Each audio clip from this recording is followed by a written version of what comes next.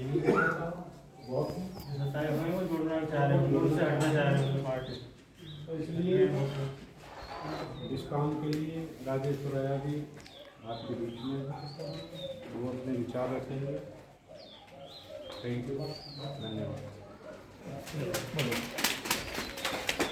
ले बेटा, ठीक है, ले पकड़ ले, वीडियो बनाता रहे।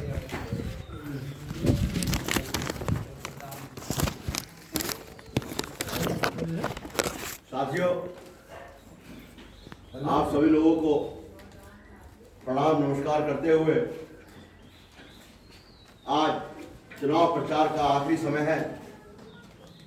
कल ये तय हुआ कि बोध गांव बड़ा गांव है, चुनाव प्रचार का समापन भी यही होना चाहिए।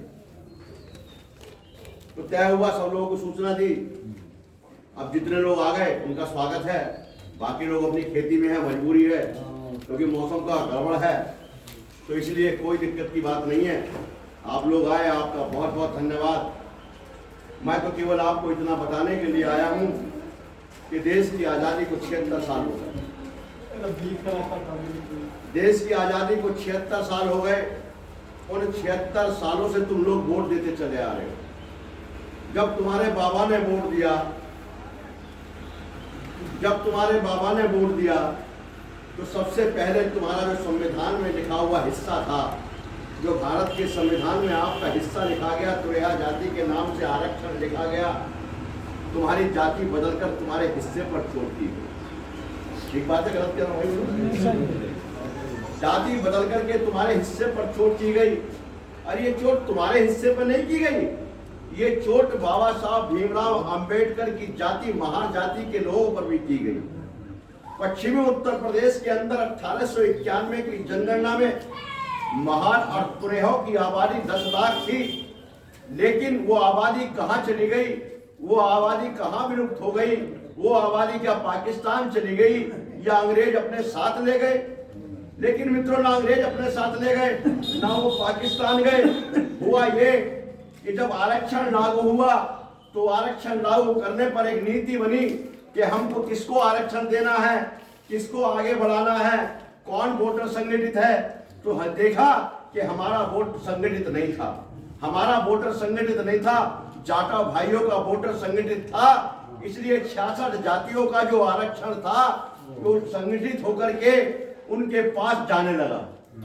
इसी बीच के अंदर हम लोग भी जागे, अब से पहले भी जागे, लोगों से कहा कि भाई हम लोगों की जाति तुरेहा जाति की है, और क्योंकि हम लोग इतनी बड़ी तादाद में नहीं अपना हिस्सा लेने के लिए निकले जितनी बड़ी तादाद में वो लोग निकल पड़े। यही कारण है कि हम संख्या में उनसे ज्यादा होने के बाद भी अपना हिस्सा नहीं ले पाए। इसलिए मित्रों, अब हमने बड़ा मंथन किया, हमने बड़ा विचार किया कि हिस्सा कैसे मिलता है। आखिर जाटव भाइयों को हिस्सा कैसे मिल गया, यादव भाइयों को हिस्सा कैसे मिल गया, कुर्मी भाइयों को हिस्सा कैसे मिल गया, जाट भाइयों को हिस्सा कैसे मिल गया। तो हमने इसका मंथन किया। मंथन करने पर पाया कि कांग्रेस एक छत्र राज करती थी, किसी को हिस्सा नहीं देती थी, नोट नौकरी अपने लोगों को बांटती थी। तो सबसे पहले चौधरी चरण सिंह जी ने आवाज उठाई। जो चौधरी चरण सिंह जी गरीबों के मसीहा बने, मजदूरों के मसीहा बने, उन्होंने अति पिछड़ों की आवाज उठाई, गरीबों की आवाज उठाई, और उस आवाज को उठाने में जय जवान जय किसान का नारा लगाया। और वो नारा सबने लगाया, और नारा लगाने के बाद उत्तर प्रदेश के मुख्यमंत्री चौधरी चरण सिंह बन गए। नहीं बन गए? बोलो भाई, बोलो भाई, बन गए नहीं बन गए? उत्तर प्रदेश के मुख्यमंत्री चौधरी चरण सिंह बन गए। उन्होंने एक कानून पास कराया, जमींदारा कानून पास कराया। जमींदारा कानून के अंतर्गत आप लोग, जो लोग 10 साल से 15 साल से जमीन को बोएगा, जोतेगा, वही उसका मालिक हो जाएगा। ये जमींदारा कानून लागू हुआ। तो जमींदारा कानून में जो जाट समाज के लोग थे, जो जमीन को बो रहे थे, जोत रहे थे, लोगों की लेकर के बो रहे थे, जोत रहे थे, उन लोगों की जमीन के मालिकाना हक मिल गया। बोलो भाई, मिल गया नहीं मिल गया? दूसरा, उन्होंने काम किया, अपने मुख्यमंत्री काल में पीएससी की भर्ती की, पीएससी की भर्ती हुई। मैं पूछना चाहता हूं कि जमीन जब ये जमीन का लाभ मिला, क्या आप लोगों को जमीन का लाभ मिला भैया? बोलो, आपको उस कानून का लाभ मिला क्या? पीएससी में भर्ती आपकी हुई क्या? बोलो भाई। जब चौधरी चरण सिंह ने कानून बनाया, जमींदारा कानून बनाया, उसका लाभ आपको मिलना चाहिए था। आपकी एक पीढ़ी 2 पीढ़ी तालाबों पर काम करती आ रही थी, अपने परिवार का पालन पोषण कर रही थी, लेकिन जब बेईमान सरकार की अदला बदली हुई तो इन बेईमानों की निगाह उन तालाबों पर आ गई जिन तालाबों पर आप अपने बच्चों को पालते थे, जिसमें आप रोज गुजर बसर करते थे, उन पर निगाह आ गई। उनकी श्रेणी बदल करके सुप्रीम कोर्ट का निर्णय था कि तालाबों को छेड़ा नहीं जाएगा, तालाबों का सुंदरीकरण किया जाएगा, लेकिन इन बेईमानों ने तालाबों की श्रेणी बदल करके जो आपके हिस्से के तालाब थे सारे के सारे ग्राम सभा में छीन लिए। नहीं छीन लिए? बोलो भाई, बोलो भाई, छीन लिए नहीं छीन लिए? बोलो भाई, छीने या नहीं छीने? बोलो भाई, छीने या नहीं छीने? तो आजादी के बाद तुम्हारा आरक्षण छीना गया, आजादी के बाद तुमसे जमीन छीनी गई। मैं पूछना चाहता हूं, आप 76 साल से वोट दे रहे हो, मुझे बताना, आवाज देकर के बताना कि तुम्हारे डीएम कितने हैं? बोलो भाई, तुम्हारे एसपी कितने हैं भाई? तुम्हारे तहसीलदार कितने हैं भाई? तुम्हारे लेखपाल कानून वो कितने हैं? तुम्हारे सिपाही कितने हैं? तुम्हारे पटवारी कितने हैं? तुम्हारे लेखपाल कितने हैं? 76 साल से वोट दे रहे हो तुम, अपना चपरासी भी नहीं बना पा रहे, और जो लोग वोट देते हैं वो वोट के बदले नोट भी लेते हैं, वो वोट के बदले नौकरी भी लेते हैं। अगर जाट समाज के व्यक्ति वोट देता है तो हिस्सा छोटा लेता है या बड़ा लेता है? बोलो भाई, जाटा भाई अगर वोट देता है तो हिस्सा छोटा लेता है या बड़ा लेता है? बनिया भाई वोट देता है तो हिस्सा बड़ा लेता है या छोटा लेता है? बोलो भाई। अब जब ये छोटे छोटे लोग जिनकी आबादी 4%, 5%, 6% है, वो लोग वोट देने के बाद अपना हिस्सा लेते हो, 18% की आबादी के लोगों वोट तुम भी देते हो, तुम्हें तो हिस्सा नहीं मिलता भाई। बोलो भाई, तुम्हें हिस्सा मिलता है क्या? अब हिस्सा मिलता है अपनी पार्टी से, अपने नारे से, अपने झंडे से, अपनी पार्टी से, अपने निशान से। तो हमने भी सोच लिया कि अपना हिस्सा लेने के लिए, अपने लोगों को आगे बढ़ाने के लिए, अपने लोगों को ग्राम सभा, जिला पंचायत, विधायक, सांसद बनाने के लिए हम भी अपना झंडा बनाएंगे, हम भी अपनी पार्टी बनाएंगे, हम भी अपनी नारा लगाएंगे, हम भी अपना निशान बैलेट पर लेकर के आएंगे। तो आज हम लेकर के आ गए नहीं आ गए? बोलो भाई, पार्टी आपके बीच में आ गई नहीं आ गई? बोलो भाई, अब पार्टी आपके बीच में आ गई है तो पार्टी को चलाने की जिम्मेदारी किसकी है भाई? बोलो भाई, हमारी है। पार्टी को चलाने की जिम्मेदारी किसकी है? हमारी। अब तुम्हारा प्रत्याशी, क्योंकि 75 साल से तुम्हारा करोड़पति तो कोई व्यक्ति है नहीं, फैक्ट्री इंडस्ट्री तो है नहीं, जमींदारी तो है नहीं, तो जो चुनाव लड़ने वाला व्यक्ति होगा वो तुम्हारे बीच से तो आएगा, और पैसा तुम्हारे पास है नहीं, तो चुनाव कैसे लड़ाओगे उसे भैया? बोलो भाई। तो उसके लिए हमने रणनीति बना दी, चुनाव लड़ाने के लिए भी हमने रणनीति बना दी, एक नोट और एक वोट की रणनीति बना दी कि हमारा गरीब प्रत्याशी चुनाव लड़ेगा, जिला पंचायत भी लड़ेगा, विधायक भी लड़ेगा, सांसद भी लड़ेगा, एक वोट एक नोट के ऊपर लड़ेगा। मैं पूछना चाहता हूं, एक वोट एक नोट देने में आपको कोई दिक्कत हो जाएगी क्या? नहीं होगी। गरीब हो जाओगे क्या? बोलो भाई, एक नोट एक वोट देने में गरीब हो जाओगे?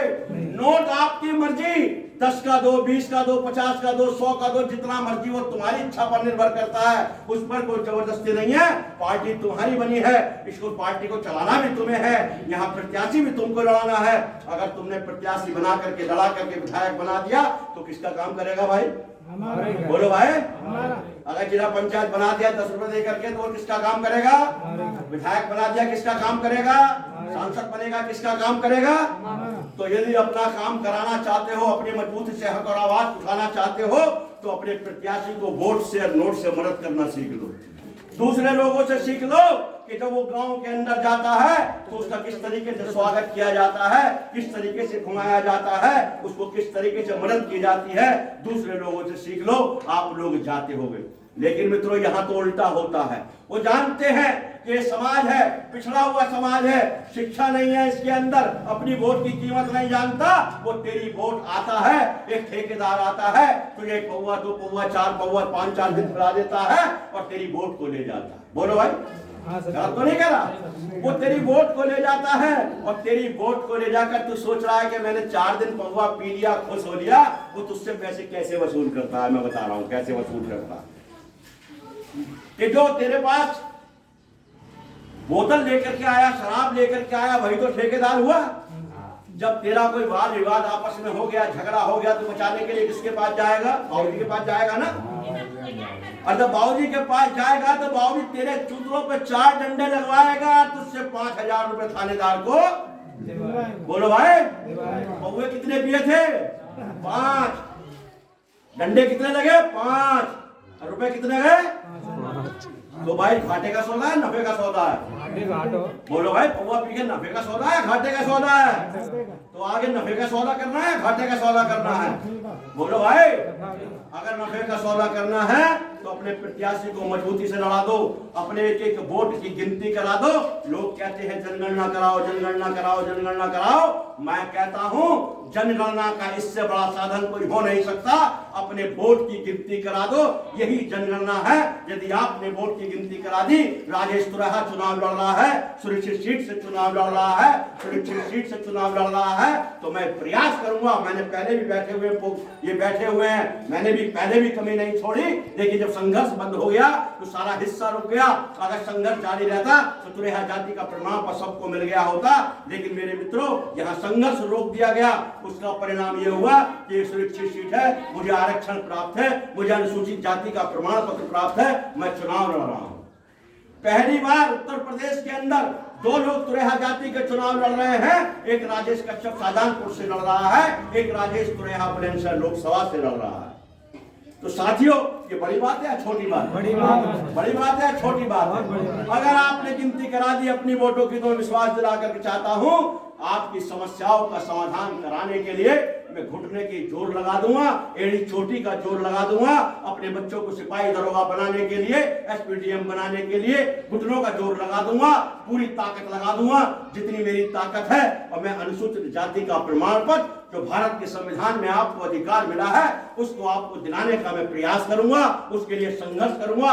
लेकिन उस संघर्ष का साथी भी आपको बनना पड़ेगा, उस संघर्ष का साथी भी आपको बनना पड़ेगा, साथ भी आपको देना पड़ेगा कि कोई लड़ाई अकेला नहीं जीत सकता, कोई लड़ाई अकेले नहीं जीती जा सकती। बिना आपके साथ के आपका हक अधिकार की लड़ाई नहीं जीती जा सकती। पार्टी हमारी होगी, झंडा हमारा होगा, नारा हमारा होगा। बोलो, अपना नारा लगाने के लिए तैयार होने तैयार हो? जय कश्यप राज। मजा नहीं आया? दोनों हाथ उठा के आवाज आनी चाहिए, बाहर तक आवाज जानी चाहिए। जय कश्यप राज।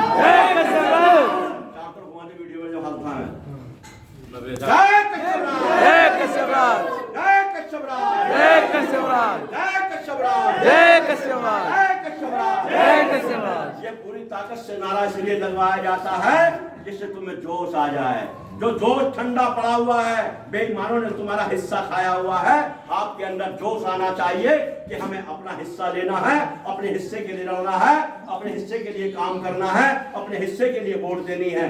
तो गांव-गांव जाकर के बोलो, समझाओगे नहीं समझाओगे? अपने हिस्से की वोट देने का वादा करते हो नहीं करते हो?